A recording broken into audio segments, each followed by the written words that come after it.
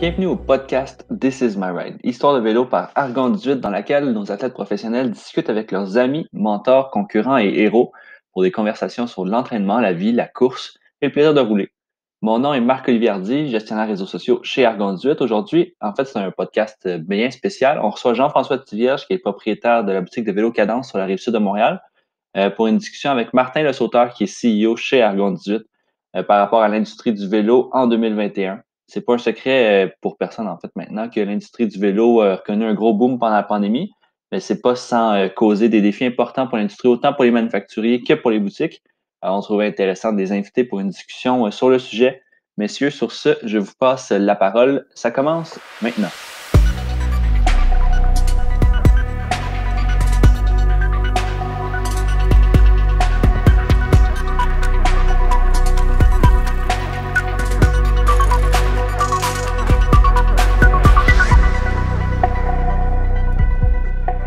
Merci à JF surtout de prendre le temps aujourd'hui dans ces moments super occupés en boutique là, de prendre le temps de jaser un peu puis de parler des défis de l'industrie en ce moment. Merci Jean-François. Bien, ça me fait plaisir parce que je pense que ça va répondre à plusieurs questions que les gens se posent. Alors, je trouve ça très pertinent de le faire à ce moment-ci. Alors, je peux peut-être commencer déjà avec une question, peut-être que tout le monde se pose. Qu'est-ce qui se passe dans l'industrie du vélo, surtout du côté manufacturier, pour qu'il y ait autant de retard cette année? Ben, tu sais, c'est pas un secret que la pandémie a fait que tous les sports d'équipe ont été mis de côté au profit des sports individuels. Donc, c'est la course, le vélo, des sports individuels. Donc, les gens se sont mis à faire, n'ont pas arrêté de faire du sport, mais se sont mis à embarquer dans des sports individuels, ce qui a créé une énorme demande. Mais en même temps, au début de la pandémie, quand en Asie, ils ont fermé ils se sont mis en confinement, les usines ont été fermées pendant des mois. Donc, c'est pas qu'ils n'étaient pas occupés, mais il y a eu toute la production est tombée à zéro pendant plusieurs mois. Puis quand les usines ont réouvert, ils ont réouvert progressivement parce que les travailleurs d'usine devaient rentrer en usine puis devaient faire leur confinement en usine. Donc les usines se sont organisées avec des petits bunkers à l'intérieur. Puis les gens devaient réintégrer l'usine, faire 14 jours de confinement avant de réintégrer la ligne de production. Donc on s'est retrouvé en fait avec un énorme backlog de production en Asie, partout. Puis quand on parle de partout, on parle de pas juste les manufacturiers de cadres en fibre de carbone, de l'aluminium, les composantes, les groupes, tout ça, les usines étaient fermées.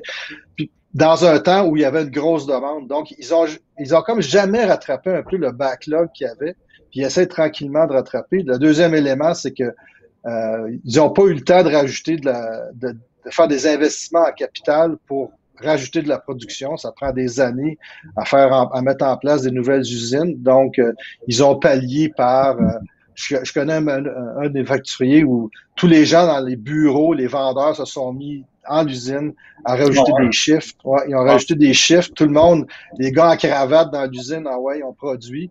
Mais tu sais, à ce jour, ils n'ont même pas encore tout rattrapé le backlog qu'ils ont accumulé donc qui cause des délais de production. Rajouter à ça les engorgements dans les ports et tout ça, parce que l'engouement au niveau des sports puis de tout le reste. Donc, tout ce qui est shipping, receiving, tout le supply chain est ralenti en ce moment par l'explosion là, de l'ensemble que ce soit une piscine, des matériaux de construction. Donc, une fois que c'est sort de l'usine, on embarque dans ces délais-là. Donc, et quelles sont les composantes, dans le fond, qui sont les plus critiques? Là, c'est quoi, il est où le plus gros bottleneck, dans le fond? Là? Le plus gros bottleneck qu'on voit en ce moment, nous, c'est vraiment les groupes. Là, c'est Shimano ou SRAM. Là, parce que tu avais Shimano qui est un monopole. En fait, Shimano représentait, avant la pandémie, 85% à peu près là, des groupes sur des vélos haut de gamme. Je parle pas des vélos plus bas de gamme là, qu'on voit chez Costco, Canadian Tire. Des fournisseurs un peu partout. Il y a pas vraiment de patent qui régit ces productions-là. Mais copier Shimano aujourd'hui, c'est presque impossible. Juste sur un dérailleur arrière, il y a 80 patents. Là. Fait que c'est très, très protégé. Wow. Okay. Puis, fait que, tu sais, puis Shimano n'a pas eu le temps de rajouter des capacités de production ou quoi que ce soit. Puis même aujourd'hui, il se pose la question, est-ce qu'il en rajoute? Est-ce que c'est une bulle qui est passagère? Est-ce qu'on va se ramasser après la pandémie avec une surcapacité? Donc, c'est ça. Pour nous, c'est les composantes, parce qu'il n'y a pas beaucoup de compagnies qui font des composantes haut de gamme. Il y en a deux, c'est SRAM et Shimano. Ouais. Et puis les délais sont de combien de temps? Là, par exemple, si vous placez une commande aujourd'hui chez Shimano ou chez SRAM, dans le fond, quels sont les délais? Les délais chez Shimano aujourd'hui, je dirais, quand j'ai parlé à Shimano il y a un mois, c'était 180 jours. C'est probablement plus que ça aujourd'hui. J'ai des fournisseurs j'ai des fournisseurs de pièces d'aluminium spécifiques pour certains vélos qui sont à 24 mois en ce moment. C'est incroyable, mais ils sont à 24 mois parce qu'ils ont une pénurie d'approvisionnement en matériel brut d'aluminium, entre autres. Là. Donc, ça varie. Mais comme les cadres de carbone, si on est j'en ai une usine en Chine qui sont autour de 6 mois, puis une usine au Vietnam qui sont plus autour de 14 mois. Donc, mais c'est chez Shimano, là, c'est 180 jours, le dernier chiffre que j'avais. OK. Ouais. Puis, qu'est-ce qui a motivé, dans le fond, le changement chez Argon 18 là, de passer de Shimano au groupe SRAM pour 2021? C'est les délais de production. Au moment où on était avisé des délais additionnels chez Shimano, on a regardé le risque que ça engendrerait pour livrer des vélos pour la saison en cours chez nos détaillants. Puis on voulait livrer des vélos. Ultimement, on livre des vélos en mars, février-mars pour donner le temps à tout le monde de s'organiser. Puis avec Shimano, les délais, ils nous avisaient de délais additionnels fréquemment. Jusqu'au jour où on a dit là, la seule chose qui va arriver, c'est un autre délai. Fait on est mieux de se sécuriser puis de vraiment faire le switch à SRAM. Au moment où on l'a fait, on était dans les premiers à le faire, puis les délais chez SRAM étaient encore raisonnables, autour de 60 jours, 90 jours. Depuis ce temps-là, SRAM est rendu à 140, 160 jours, ils sont rendus un peu comme Shimano. Parce que SRAM, il venait de rajouter beaucoup de capacité parce qu'il était en croissance, puis il était en train de prendre du terrain sur Shimano. Puis pour absorber cette croissance-là, il avait déjà investi en capital pour rajouter de la production. Donc, il y avait encore des délais raisonnables, mais depuis ce temps-là, leur capacité additionnelle a tout été engloutie par l'industrie parce que il y a beaucoup de monde qui ont suivi après nous, d'autres manufacturiers pour mettre du SRAM, pour essayer d'avoir des vélos pour la saison. Là. Okay. Donc, c'est vraiment être capable de livrer des vélos là, en avril-mai qu'on a fait le switch. Ouais. Est-ce que c'est plus difficile pour une plus petite compagnie versus les plus gros joueurs pour vous d'obtenir des pièces? Ou, Tu sais, je dirais que je pense que dans des moments comme ça, être petit puis être agile, ça nous a servi. Parce que le processus décisionnel chez Argon, il est rapide. Là. Quand on a fait le switch, j'ai collé à la shot, on switch, tout le monde s'est mis au travail. Un week-end, toutes les bills of material étaient changés, on avait communiqué à SRAM, on passait en commande. Je pense que le processus décisionnel chez les gros manufacturiers il est beaucoup plus long. Puis les impacts, la complexité d'avoir une plus grande gamme de produits est plus longue à faire tout ce qu'on a fait en dedans de une semaine. Eux autres, c'est plus compliqué. Ce qui fait qu'il y a certains manufacturiers qui sont restés avec Shimano. Puis aujourd'hui, ils en payent le prix au niveau là, de la livraison de leurs produits. Donc, je dirais que à ce moment-là précis, c'est un avantage. Tu sais. Est-ce qu'on est paranoïaque à penser que le CEO de Trek appelle le CEO de Shimano puis il s'arrange? Oui, mais on n'a pas de preuve de ça. Oui, c'est ça. Exact. Ouais. Exact, mais je peux te confirmer que j'ai une marque majeure ici qui... Les délais sont très longs aussi. Et puis, ils n'ont pas l'air d'avoir de passe-droit, du moins, en tout cas. C'est alors, c'est ça. Et puis, ça donne quoi? La question que tous nos clients se posent et que je me fais poser bien souvent. Quand est-ce que les fameux Argon 18 2021 vont arriver chez nous? Ou bien chez les autres détaillants. Ben, comme on a fait des appels la semaine dernière à nos détaillants, puis on a parlé du mois de mai, là, puis c'est toujours le cas. On a vraiment des trucs qui rentrent, ça rentre, là, ça a rentré hier, ça rentre aujourd'hui. Mais tu sais, on a une visibilité maintenant sur ce qui s'en vient, puis c'est rendu sur des camions ou des trains, là. Tu sais, le gros bottleneck sont vraiment dans les ports, les containers, mais tu sais, quand tu as une confirmation que c'est rendu sur le train, puis après ça, c'est rendu sur le camion, tu sais, avant, on disait, OK, un mois de plus de délai. OK, un mois. Là, une journée de plus, 2 jours de plus. Fait que, tu sais, on est très confiant qu'on va pouvoir livrer des bonnes quantités de vélos là, chez nos détaillants au mois de mai. D'ailleurs, on a reçu les factures de nos. Moi, j'aime ça quand ils me facturent parce que ça veut dire ils vont me livrer, ils m'ont livré. Tu sais, juste pour un petit aparté sur Shimano, Shimano veulent qu'on paye d'avance. Ils nous avaient avisé qu'il fallait même qu'on paye pas mal autour de 150 jours d'avance. Puis moi, tu sais, j'aimerais ça me faire facturer par Shimano parce que ça voudrait dire qu'ils sont en train de produire pour moi. Ce qui est aujourd'hui, on a encore des délais, mais du point de vue SRAM, tu sais, j'ai reçu la facture, ça veut dire que ça s'en vient. C'est bon signe. En fait, c'est supposé d'être arrivé parce que c'est ça, c'est bon signe. OK. Fait que ça veut dire que plusieurs, c'est rendu sur le continent, dans le fond, là, puis c'est juste une question là, un petit peu de transport, puis ça va être rendu chez vous. Ouais, c'est ça. Tu sais, que chez les manufacturiers comme de groupe, tu sais, par exemple, les pédaliers sont pas faits en même usine que les dérailleurs, ça part de 2 endroits différents. Fait que, tu sais, on reçoit des pédaliers, mais on reçoit pas de dérailleurs. Évidemment, je peux pas monter un vélo si j'ai pas un ou l'autre, là. Fait qu'il y a des délais entre les deux, mais là, en ce moment, tout s'en vient, puis on va livrer des vélos, effectivement. Mais c'est un défi de tous les jours.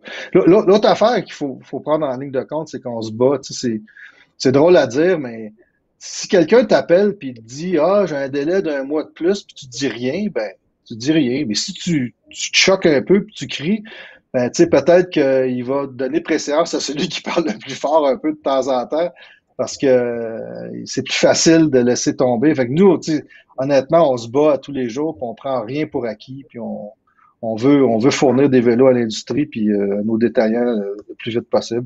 On sait que vous avez pris des dépôts sur des vélos, on sait tout ça, tu sais, fait qu'on va être capable de vous fournir. Là. Oui, c'est ça. Puis je dirais que plusieurs de nos vélos sont déjà réservés et promis.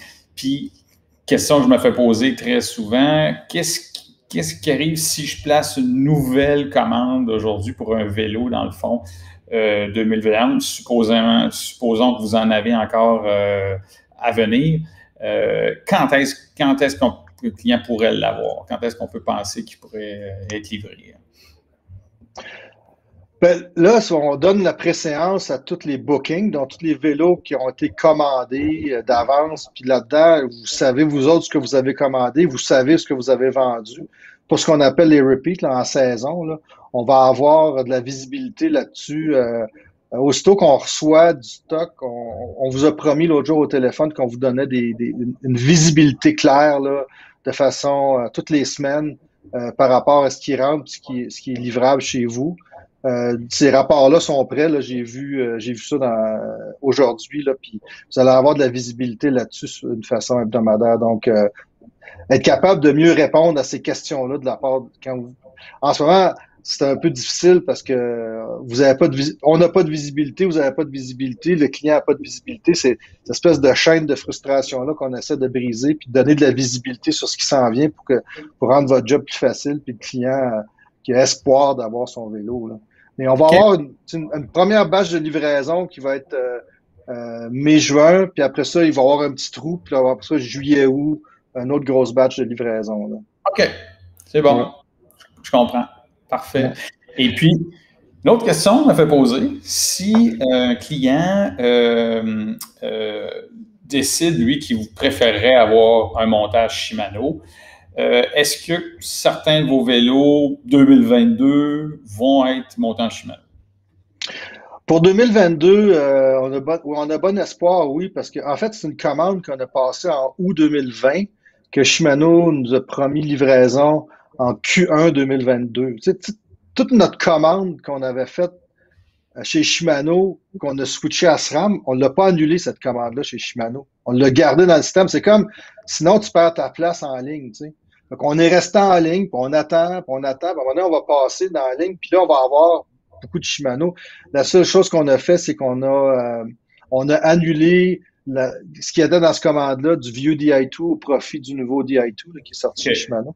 Mais autrement, cette commande-là est restée intacte. Fait que on a bon espoir qu'en 2022, on va pouvoir offrir la SRAM ou Shimano, dépendamment de la disponibilité. Ça veut donc dire que dans ce temps-là, c'était plus que 180 jours. En fait, non, parce qu'on devait recevoir cette commande-là pour pouvoir livrer du Shimano en ce moment. Ouais. Là, ils nous ont repoussé une première fois, puis une deuxième fois, puis une troisième fois. Là, OK. Non, je me demandais simplement si les délais étaient diminués par rapport au mois d'août passé. Là. Si les délais dans ce temps-là étaient plus grands. Non, au mois d'août passé, c'était pas encore ça, le 180 jours. Mais là, à un moment donné, il y a eu comme une grosse demande, puis il a fallu qu'ils fassent de l'arbitrage dans leur livraison. Puis nous autres, c'était pas acceptable, les délais. Là. Je veux dire, moi, ça a pris à peu près... La décision s'est prise assez rapidement. Là. C'est let's go, les boys, on switch. C'est drôle parce que quand on a fait ça, là, on a nos gens de vente qui étaient « Ouais, fais pas ça, Shimano, les gens sont attachés, ils veulent pas SRAM. » Fait que là, je sais pas si tu te souviens, mais on a appelé tous nos détaillants, puis on a dit « On switch à SRAM, est-ce que tu prends encore ta commande, oui ou non? » Puis, en fait, il y a personne qui nous a dit non, puis il y a même du monde qui a rajouté des vélos. Donc, tu sais, je pense que c'était plus important de livrer des vélos parce que nous autres, on est un manufacturier de cadre. Là. Nous autres, l'expérience du vélo, c'est le cadre de carbone sur lequel on travaille beaucoup. Puis, tu sais, oui, il y a des gens qui sont attachés à Shimano, mais il y a beaucoup de monde qui ne voit pas la différence aussi. Là. Je dois dire en effet que pour la plupart des consommateurs, ça a été très bien pris, franchement, là, très bien perçu. Là, puis on n'a pas vraiment de problème avec ça. Malgré que Shimano est bien connu sur la route, là, SRAM a tellement bien fait, je crois, en montagne, etc., que c'est rendu...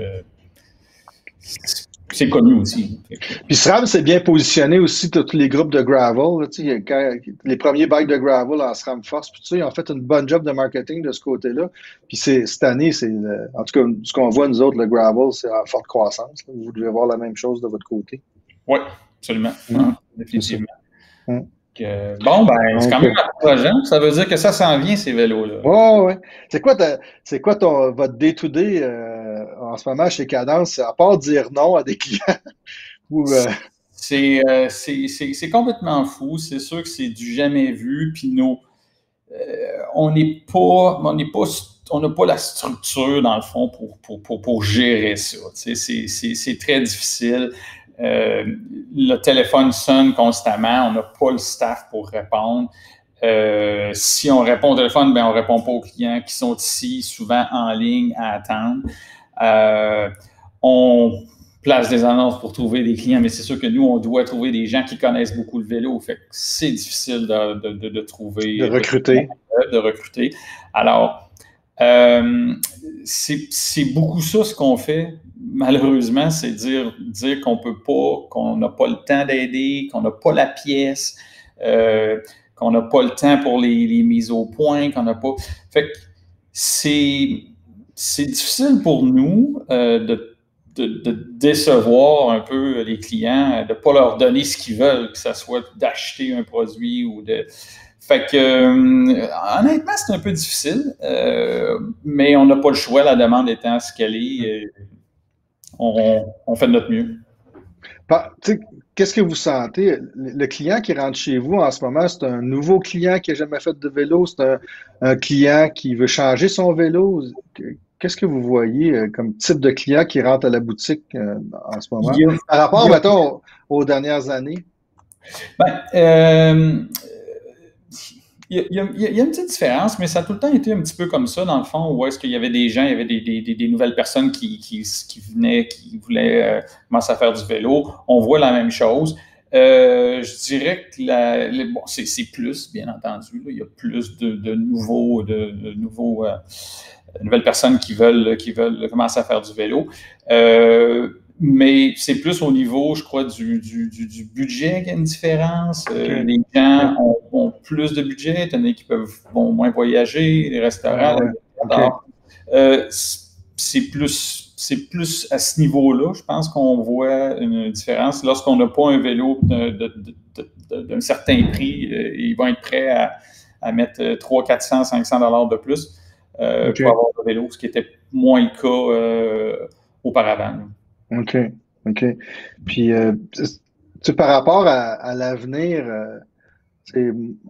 est-ce que c'est une croissance soutenable à long terme, tu penses que ce qu'on voit là, c'est une bulle? Par rapport à 2022, 2023, 2024, vous voyez ça comment chez vous? C'est sûr que 2023, c'est plus difficile à dire, mais je dirais que pour 2022, honnêtement, je suis pas tellement inquiet. Je pense qu'on va vivre pas mal la même chose, même si les gens ont recommencé à voyager et faire autre chose, parce que on livre pas tant de vélos, on livre beaucoup plus de vélos que les autres années, un peu, mais pas tant que ça.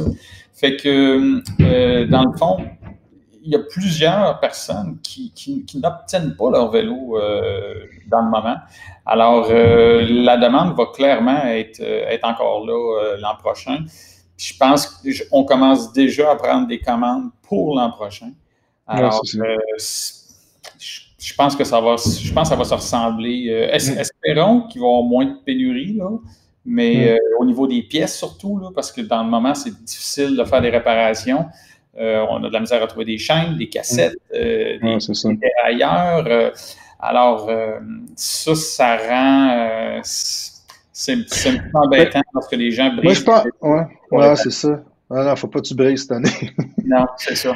Puis, moi, je pense que ça va être moins pire pour la seule et unique raison que je pense que la majorité des compagnies se sont adaptées. Tu sais, le lead time étant ce qu'il est, tu sais, nous autres, comme je te disais, on avait déjà tout commandé en fin février pour tous les modèles, le matériel qu'on a besoin pour nos vélos 2022, sans même prendre de booking des boutiques parce qu'on s'est basé sur un forecast qu'on a fait. Mais je pense qu'il y a beaucoup de monde qui ont fait la même chose. Fait qu'on n'est pas pris de cours, en fait, cette année. On a prévu d'avance. Puis, maintenant, on pense déjà à commander pour 2023, puis parler avec nos détaillants pour 2023. Donc, je pense que c'est une année d'adaptation où si les lead times restent comme ils sont, ben on est adapté. Puis si ça réduit, ben ça va être juste pour le mieux. Là. Ouais. On était habitués pendant des années à avoir des lead times de 4 mois, mettons, 3 à 4 mois. Fait qu'on vivait fait qu'on était capable de gérer notre risque puis de dire, bon, on va prendre des commandes avant de commander. Fait qu'on diminue notre risque dans ça. À travers tout ça, nous, on a pris on se doit, comme compagnie, de prendre plus de risques parce qu'il faut si on commande pas, on n'aura pas. Puis si on n'en a pas, ben, on peut pas en vendre. Fait que c'est assez simple. Fait qu'on a pris des risques dans ça. On se doit de prendre plus de risques à travers tout ça pour être capable d'avoir du matériel à vendre. Fait que on s'adapte. Et chez vous, Argon, quelles sont vos prévisions pour les années qui s'en viennent? Parce que tout le monde se pose la question. Moi, je pense, je suis d'accord avec toi pour 2022. Là, en ce moment, les boutiques avec qui je parle, ça varie entre 50 et 90% des vélos qu'on va leur livrer qui sont déjà prévendus. J'assume que vous allez tout vendre ce qu'on va vous donner cette année. Si t'es en avril, tu es prévendu à 50%, tu vas tout le vendre. Là. On s'entend. C'est sûr. Ouais. Bon, fait que tu n'auras pas d'inventaire. Fait que ça va aller à 2022 avant que tu commences à rebâtir de l'inventaire. C'est la même chose chez nos distributeurs. Là. Nos distributeurs en Italie, en Belgique, tout le monde est vide. Là. Les photos des entrepôts, là, tu vois à travers les tablettes. Là, ils n'ont rien. Là. Fait que 2022, on va commencer à rétablir peut-être un peu d'inventaire un peu partout. 2023, peut-être les inventaires vont être rétablis. Fait que le retour à la normale, moi, je pense que c'est pas avant vraiment 2024, là, avant que tous les inventaires soient remplis partout, puis qu'on revienne, OK, j'ai du choix, je peux magasiner. Là, en ce moment, c'est difficile pour un consommateur de magasiner. Il faut qu'il prenne ce qu'il y a, puis s'il le prend pas tout de suite, quelqu'un d'autre va l'acheter. Là. Ouais. Fait que, moi, c'est un peu ce qu'on voit en ce moment. Juste pour dire, je viens de faire un booking là, dans le fond, une commande là, pour 2022 là, chez un autre fournisseur de vélo. Là, et personne n'a le droit de commander plus que ce qu'on a commandé. Puis on était déjà très limité donc, pour les 2021. Et c'est exactement dollar pour dollar. On ne peut pas dépasser. Ce qui dépasse est tout simplement annulé par le fabricant. C'est ça. Alors, on a l'affaire à placer notre commande et ne pas dépasser parce que sinon, ça va être coupé arbitrairement. C'est un peu ce qu'on va faire dans les prochaines semaines. Là. On espère de couper le moins possible. Mais oui, parce que si on n'avait pas commandé d'avance, c'est probablement ce qu'ils ont fait eux aussi. Ils ont dû commander sur un forecast. Puis là, ils prennent leur forecast puis ils le distribuent également à travers tous leurs détaillants. Là. Puis notre forecast il est aussi basé sur notre capacité avec nos usines. On a une certaine. Nos usines nous ont aussi limités en capacité, là, parce qu'eux autres, ils font la même chose. Là. Donc, c'est ça. On n'a pas le choix. Fait que si on se base là-dessus, moi, c'est presque certain que l'an prochain, on va être encore en pénurie. Dans le fond, parce que j'aurais acheté, moi, honnêtement, chez ce fournisseur-là, j'aurais acheté le double. Et puis, j'ai été obligé de commander exactement la même chose. Alors, c'est certain que je pense que 2022, on ne se trompe pas en disant que on va vivre un peu la même chose. Puis probablement parce qu'on va se ramasser encore vide à la fin de l'été. C'est ça, à la fin 2022, si t'es pas vide, tu vas avoir peut-être qu'il va te rester un peu de stock, puis c'est 2023 là, que tu vas commencer à peut-être être capable de remettre un inventaire qui est sain, là, que tu dois avoir. Hein. Ouais. Fait que c'est ça, moi on voit un peu la même chose. Là. Ouais. C'est excitant, on est en croissance, mais c'est aussi inquiétant parce que en tout cas, dans l'industrie, avec nos fournisseurs, on a beaucoup de monde qui ne croit pas que ça va. On ne peut pas soutenir une croissance de cette nature-là. Donc, ça va s'aplanir à quelque part à un moment donné, mais c'est quand. Puis à ce moment-là, est-ce que tu vas être pris avec du stock? Ce que je dis, l'avantage, c'est qu'on a passé le cap là, de la migration du rim brake au disc brake. Là. Si on avait vécu ce qu'on vit là, en pleine transition disc-rim, là, ça aurait été catastrophique. Ah ouais. Mais c'est pas. Au moins, là, on est passé à une nouvelle technologie, puis il n'y aura pas trop de produits obsolètes là, dans le futur. Là. Exact. Oui, en effet. Bonne nouvelle. Oui, bonne nouvelle. Ouais. Donc, ça fait le tour pas mal. Merci d'être joint à nous. Je ne sais pas si tu as d'autres questions. Non, merci beaucoup. Je pense que ça va répondre aux questions que les gens ont à notre réalité. Puis espérons que de notre côté, on va commencer à pouvoir dire oui et servir les clients l'an prochain. Parce que c'est assez désagréable de ne pas pouvoir servir les clients. Alors, souhaitons-nous que les fabricants vont pouvoir fournir un peu plus. Je parle au niveau des composantes plus. Ouais. Alors, souhaitons qu'on aura plus de livraison de Shimano dans les boutiques. Oui, effectivement, nous autres, on souhaite juste ça. Là. Ouais. OK. Merci à vous deux, messieurs, d'avoir accepté de participer au podcast. C'était vraiment cool d'entendre les deux côtés de la médaille, autant manufacturier que détaillant. Fait que, en espérant que les auditeurs aient apprécié autant que moi qui étais assis ici à vous écouter. On se dit au prochain podcast This is my ride. Prochain podcast, ouais. Bye. Bon été. Salut. Merci.